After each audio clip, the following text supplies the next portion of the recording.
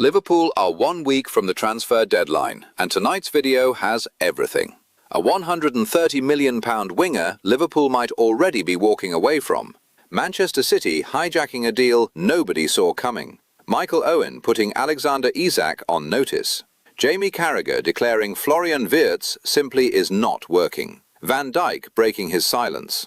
And a Brighton injury blow that could change everything. Stay to the end. The biggest twist is saved for last. Hit subscribe, smash like, and comment which story worries you most. Welcome back to LFC ECHO Daily. Let's get into it.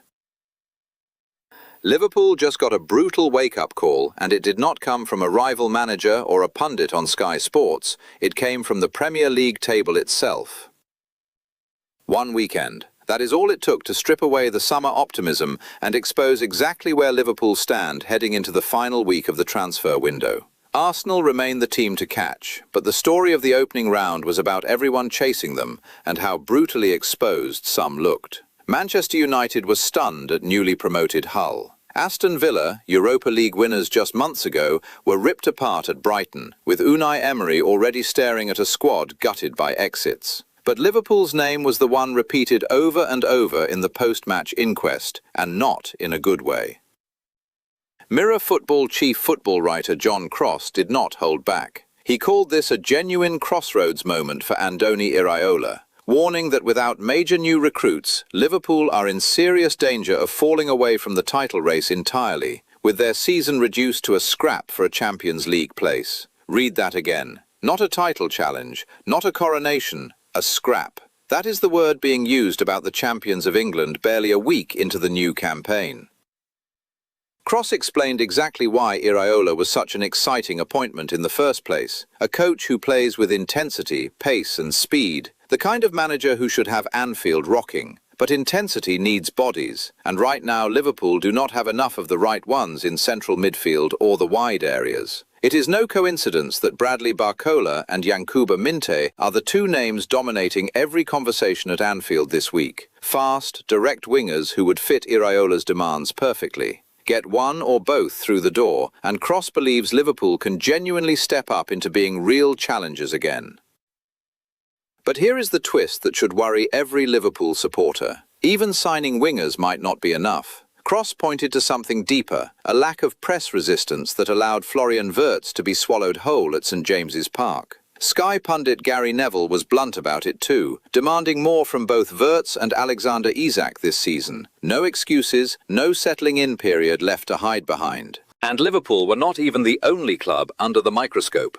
James Whaling flagged Crystal Palace's 2-0 defeat to Everton as a result that quietly went under the radar.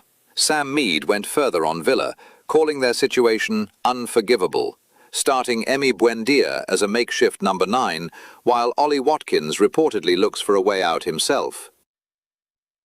So, while pressure builds everywhere, the loudest alarm bell is ringing on Merseyside. Liverpool have 1 week left to turn a shaky opening weekend into the platform for a genuine title defence. What happens next could define their entire season, and the clock is already running out. In another news, Liverpool's stance on midfield transfer remains unchanged despite growing pressure. Every time Liverpool's midfield gets exposed, the same question resurfaces. Are the Reds finally going to sign a proper defensive midfielder before the window shuts? According to the Telegraph's Dominic King, the answer has not moved an inch all summer, and it is not the answer fans want to hear. King reports that Liverpool have held a consistent line all summer on this exact issue, with the message from the club being blunt. Midfield is simply not an area in which they are recruiting. Names like Real Madrid's Eduardo Camavinga, Bournemouth's Tyler Adams, and Monaco's Lamine Camara have all been floated by supporters and journalists desperate for a solution. And all three have been specifically name-checked by King as players Liverpool are not moving for. That stance will feel especially hard to swallow after what unfolded at St James's Park. The lack of midfield presence in that draw with Newcastle was picked apart relentlessly, with pundits and fans pointing to a lack of discipline and a missing defensive mindset at the base of Iraola's team. His system famously runs with a two-man midfield that transcends traditional roles. But a physical body capable of breaking up play and reading danger has long been considered the missing piece at Anfield. The failed pursuits of Moises Caicedo and Martin Zubimendi in recent years prove how long this hole has existed. Even Liverpool legend Daniel Sturridge could not stay quiet after watching Sunday unfold. He said, "If you actually analyse the midfield, they are all naturally more attacking players." A damning assessment from someone who knows exactly what a title-winning Liverpool engine room is supposed to look like. So how did Iraola himself respond? In his post-match press conference, he pushed back on the idea that this is a personnel problem at all, insisting instead that his players simply need to adapt as a team to these moments. "I understand. You are telling me basically that Ryan Gravenberch is the 6 and he is on the edge of the box. But if he shoots and he scores, we are saying, 'What a play from Ryan Gravenberch,'" Iraola told reporters at St James's Park. "I also don't want to take this from his game, but we have to adapt as a team to these situations, and we have to know that these situations can happen." It is a fascinating standoff. The manager insists this is about structure and adaptation. The pundits insist this is about a missing profile worth spending on. With the window closing in days, Liverpool's board appears to be siding firmly with Iraola's version. Whether that stance survives another midfield horror show remains to be seen, but for now, Liverpool are not budging. In another news, Liverpool signal intent to give up and quit on a £130 million deal, and they may live to regret it. Liverpool need a right winger. That much has been obvious since the moment it became clear Mohamed Salah would leave the club, and there was absolutely no one waiting in the wings to take his place.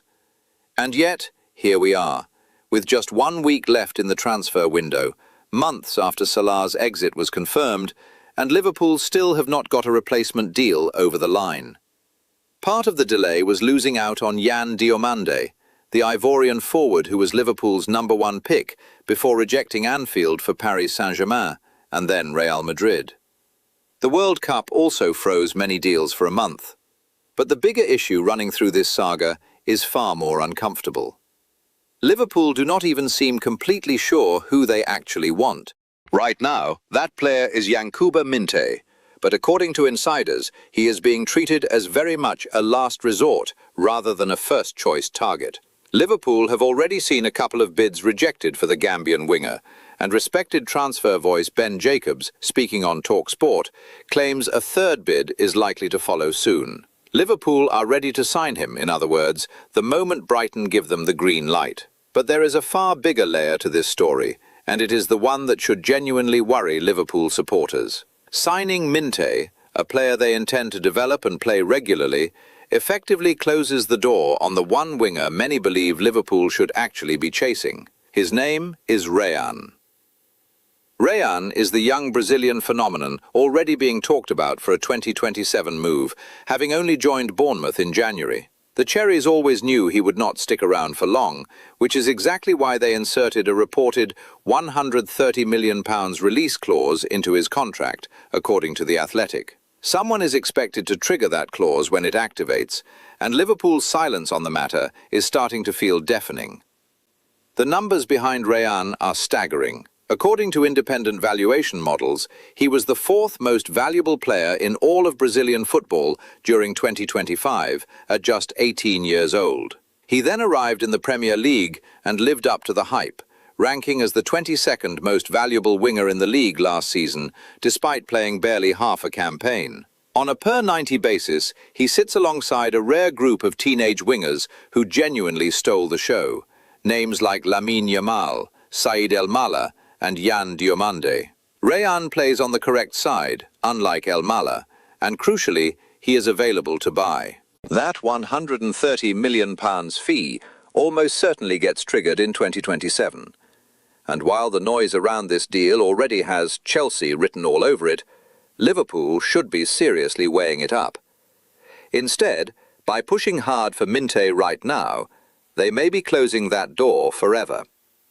You cannot realistically spend £200 million on both.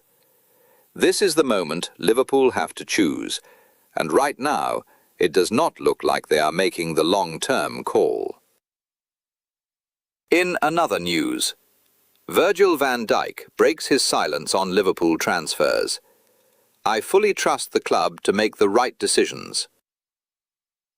With just days left before the transfer window slams shut, all eyes at Anfield have turned to captain Virgil van Dijk, and he has finally spoken. Since Andoni Iraola arrived, Liverpool have only added Ronald Araujo on loan and Victor Munoz on top of the pre-agreed arrival of Jeremy Jacquet. Bradley Barcola and Yankuba Minteh remain the headline targets still in negotiation, and plenty of supporters would argue Liverpool's needs run far deeper than two names. Speaking to reporters, including the Liverpool Echo, after the draw at Newcastle, Van Dijk delivered a message that was equal parts reassuring and loaded with pressure.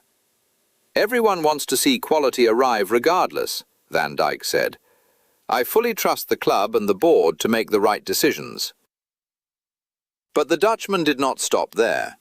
He made it clear that trust in the boardroom does not mean the players get to hide behind excuses.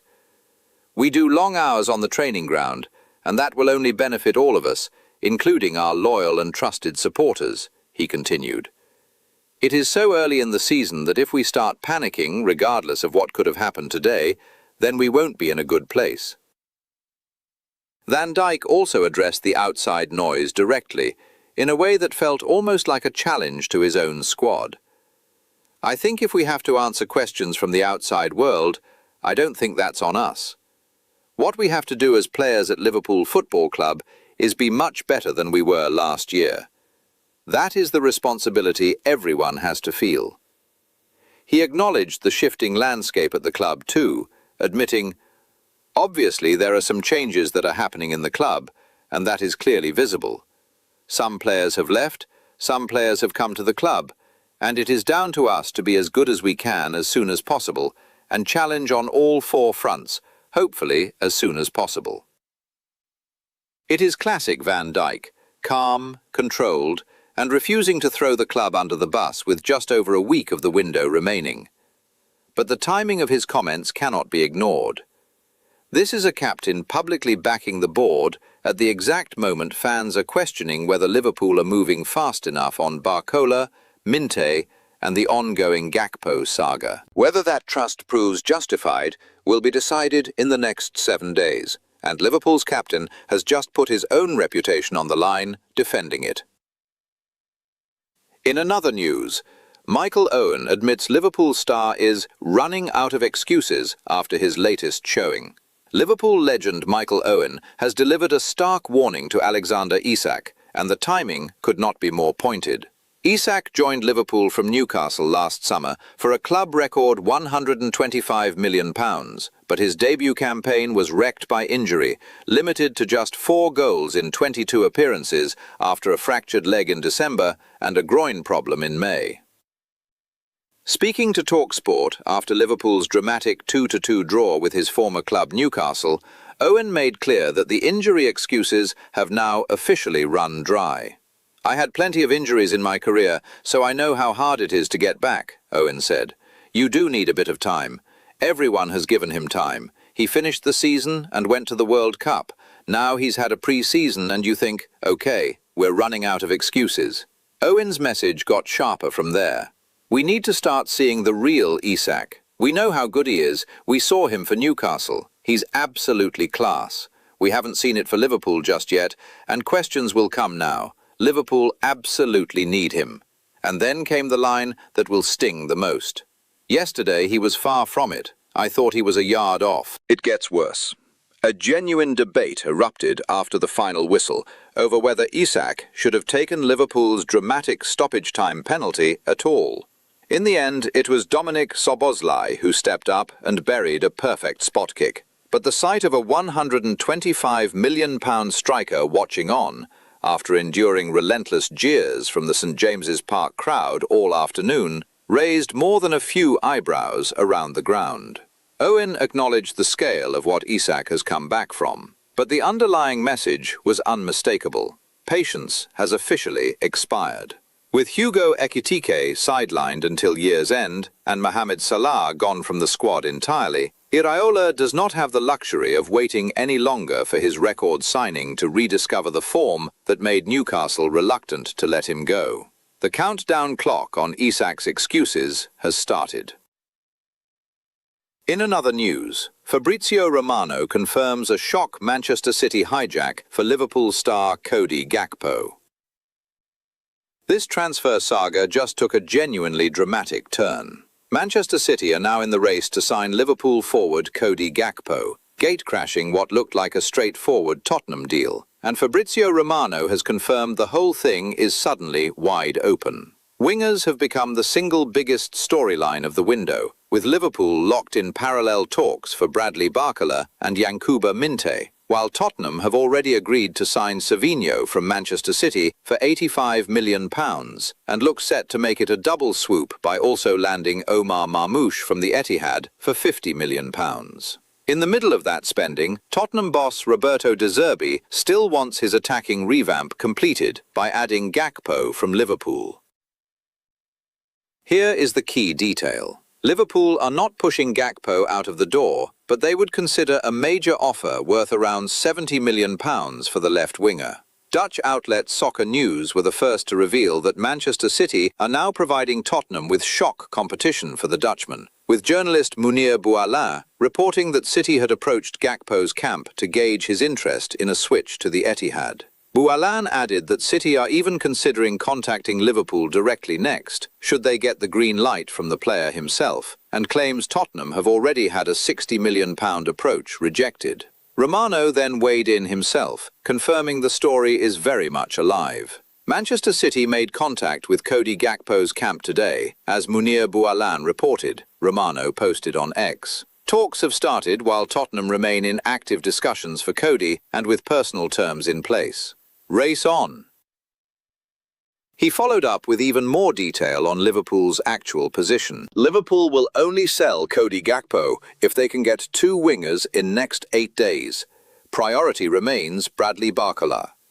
Tottenham verbally agreed terms with Gakpo since July. Man City now also in active talks with his agents. Player to decide, but also based on LFC wingers' plans.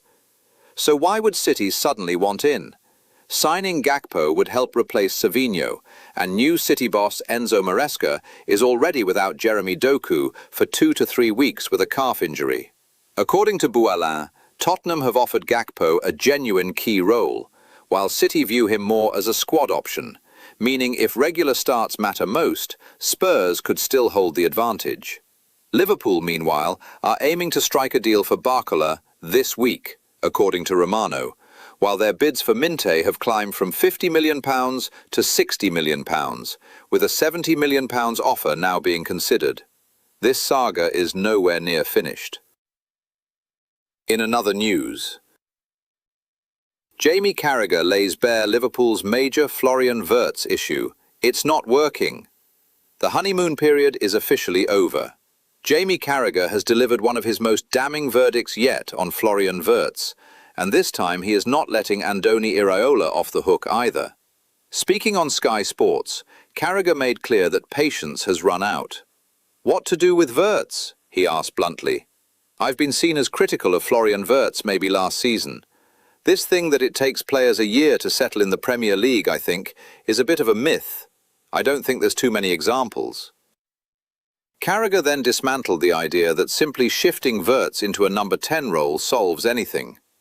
When I see people say he's got to be number 10, that means Szoboszlai has to be in the team in central midfield. It is a genuinely difficult puzzle, and Carragher does not believe Iraola has solved it. It's not working, and it didn't work last season, he said.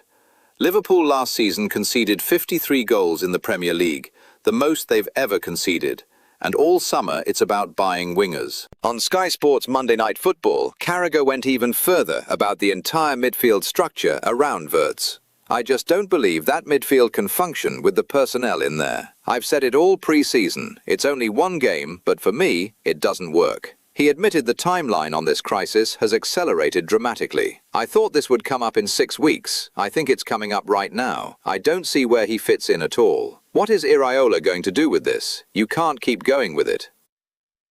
Carragher was not finished with his assessment of Wirtz's actual quality either, delivering a verdict that will not sit well at Anfield after the club paid £110 million for him. "I don't think we're seeing a massive underperformance. I think what we've seen for a year is probably what he is, which is a neat and tidy footballer. Not a player who should be worth £110 million, someone who probably should be £50 to £60 million, something like that. Neat and tidy, lovely touch. I'm not sure what people are expecting." His colleague Gary Neville offered a different angle entirely on the Gary Neville podcast, placing responsibility back on Wirtz himself rather than the system around him. "He needs to sort himself out," Neville said. "Enough's enough now. We've talked about him enough. He's young and he's come to a different country, and I'm all for willing him on." Neville also floated a tactical solution of his own. "I always thought you could put him in a pocket on the left like he does for Germany, but Iraola likes wingers, likes energy. Two Liverpool legends, two very different diagnoses, but the same bottom line. Something has to change, and it has to change fast." In another news, Liverpool legend slams Newcastle boss over nonsense verdict on penalty drama. The fallout from Liverpool's dramatic 2-2 draw at St James's Park refuses to die down, and this time it is a Newcastle manager under fire. Liverpool legend Steve Nicol has torn into Magpies boss Matthias Gisel after he described the stoppage time penalty that rescued a point for the Reds as soft. The controversy stemmed from an end-to-end thriller. Anthony Elanga opened the scoring inside 5 minutes with a blistering counter-attack, before Cody Gakpo levelled with a strike from range in the second half. It took Newcastle mere minutes to restore their lead, another lightning counter releasing Joe Willock through on goal. Liverpool pushed and pushed for an equaliser, and finally found their opening deep into stoppage time, when Victor Munoz went down under contact from Lewis Hall inside the box, prompting referee Stuart Atwell to point straight to the spot. The contact from Hall on Munoz was not especially forceful, and some argued the Liverpool winger went down easily, but replays appeared to confirm he was clearly clipped by Hall's knee, with the officials on VAR seeing no reason to intervene. That did not stop Gisel voicing his frustration in his post-match press conference, describing the decision as soft, a comment that immediately drew a furious response from Nicol on ESPN FC. "What does that mean?" Nicol fired back. "It's either a foul or it's not a foul. If it's a foul, it's a penalty and it's not soft. You can't have this soft nonsense." It was a blunt, no-nonsense rebuttal from a man who spent years playing at the highest level for Liverpool, and it has quickly become one of the most talked-about soundbites to come out of the entire opening weekend. There is context to Newcastle's frustration too. It was genuinely tough on Gisel's side to see 2 points slip away so late, especially with the equaliser landing in the 99th minute. But from a Liverpool perspective, the point feels like a lucky escape rather than a platform to build on. Many of last season's failings resurfaced at St James's Park, most notably a lack of security at the base of midfield, a flaw Jamie Carragher directly blamed for Elanga's early opener. Liverpool will take the point, but there is no hiding from the fact a vast improvement is needed if they are to seriously challenge for the Champions League places this season, let alone the title. In another news, Brighton boss offers a worrying Yankuba Minteh injury verdict amid intense Liverpool transfer interest. Just as Liverpool's pursuit of Yankuba Minteh appeared to be gathering real momentum, Brighton boss Fabian Hürzeler has delivered an injury update that could throw the deal into serious doubt. Speaking to reporters, Hürzeler confirmed Minteh picked up an issue during pre-season that is expected to keep him sidelined for a couple of months. Right in the middle of the window, Liverpool are trying to get a deal completed. "We know that he has an issue with his ankle," Hürzeler said, quoted by the Argus. "We have to see how the next weeks are going, how this will develop, because of course he is an important player for us." Despite the uncertainty, the Brighton boss struck a defiant tone about his squad's ability to cope without their star winger. "But we saw against Aston Villa that we are able to replace him. It is very important that we don't rely on one player. Of course, these kinds of players are so important, but in the end, you need to face adversity. You need to find solutions as a team, and that is what my team did today. Hopefully, Yankuba comes back as quick as possible. That last line should worry Liverpool supporters more than any other. Herzler is not talking about selling Minteh, he is talking about welcoming him back. Despite Liverpool's continued interest, and despite a second offer worth around £60 million already being knocked back by Brighton last week, following an earlier £50 million bid that suffered the same fate, there is currently no sign that the Seagulls are preparing to let their man leave under any circumstances, injured or otherwise. Minteh managed 3 goals last season and has already fully adjusted to the Premier League, which is exactly why Liverpool identified him as a genuine alternative to Bradley Barcola. But an ankle injury that could keep him out for 2 months changes the calculation entirely. Would Liverpool really commit a fee climbing towards £70 million for a winger who cannot even play the opening stretch of the season? Liverpool remain locked in parallel talks for Barcola too, with Andoni Iraola having already admitted that at least a couple of new faces are required to strengthen his attack before the September 1st deadline. As a manager, this is an easy one for me, Iraola said. I wanted the players for the first day, July 13th, everyone here, all the positions doubled, top level. With 1 week left on the clock, an injured target, a resistant selling club, and a rival deal for Barcola still unresolved, Liverpool's winger search has never felt more complicated or more urgent. And that brings us to the end of tonight's video. A shaky opening weekend, a midfield stance that refuses to bend, a £130 million winger Liverpool may be about to lose forever, a captain backing the board, a striker running out of excuses, a shock hijack from City, a playmaker under fire from 2 legends, a manager slammed over his penalty verdict, and an injury crisis threatening the winger search. 9 stories, 1 club, 1 week left. Comment which one worries you most. Subscribe with notifications on, because the next 7 days could define Liverpool's season. This has been LFC ECHO Daily. Thank you for watching, and I will see you in the next one.